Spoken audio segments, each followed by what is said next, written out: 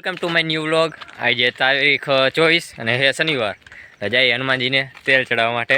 તો અમારા ત્રણેયનું તેલ છે એક જ કંપનરીયામાં નાખી દીધું છે અને હવે હનુમાનજીને દર્શન કરી તેલ ચડાવી ચાપે જઈ તેલ ચડાવવા માટે। તો આના પહેલાં મેં સાળંગપુર વાળો વિડીયો મૂક્યો હતો, એમાં કીધું હતું હનુમાનજીનો મોટો ભાવો ભક્ત હું, એટલે બહુ મોટો થયો હોય બીજા જોડે તો, પણ બધાથી જાય હનુમાનજીનો ગમે એટલે થોડીક સેવાને એવું કરી તેલ ચડાવવું દર શનિવારે। બ્લોગમાં તો કોઈ દી બતાવ્યું નથી, થયું એવું મેં કીધું બતાવી દઉં। સાળંગપુર વાળોને મૂક્યો હતો એટલે।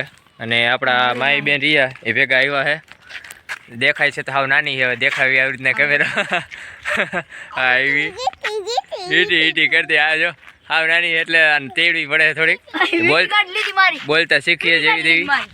મારી વીટી બહુ કાઢલી છે એટલે હાલીને આવે હવે કજીએ તો કરતી હતી તેડી મારી વીટી। તો હવે ડાયરેક્ટ હનુમાનજીના દર્શન કરાવું, જઈને હાલીને જઈએ ત્યારે પસવાડે હે વાસણ ખરાવડ આવી ગઈ ખેતરની વાંહે દેખાતા હશે રોડ નહીં, પહોંચી ગયા મંદિરની અંદર શિવાલય। તો આ અમારા ગામના હનુમાનજીનું શંકર ભગવાનનું મંદિર। હનુમાનજી અહીં તેલ ચડાવવામાં આવે છે, હનુમાનજીને ભક્ત હશે ને ખબર જ હશે કઈ રીતે તેલ હોય। સાચી રીતે પહેલાં પ્રથા એવી હતી, અહીંયા તેલ ચડાવવાનું પછી અહીંયા પડે પછી આની અંદર જાય, પણ અત્યારે બધા શું હોય કે ડાયરેક્ટ આની અંદર જ નાખી દઈએ તેલ।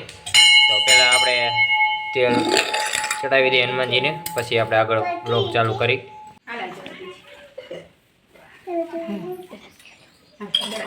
તેલ ચડાવી હનુમાનજીને, હવે જઈએ ઘરે। આજના વિડીયોમાં તો ખાસ દેખાડું તો ખાસ કે શનિવાર છે, હનુમાનજીનો સાચો વાર તો મંગળવાર થાય, શનિવારે બધા તેલની ચડાવે તો ચડાવી। તો આજના બ્લોગનું અહીં જ કરી નાખું પૂરું। હવે ડાયરેક્ટ આપણે મળીએ આગલા બ્લોગમાં।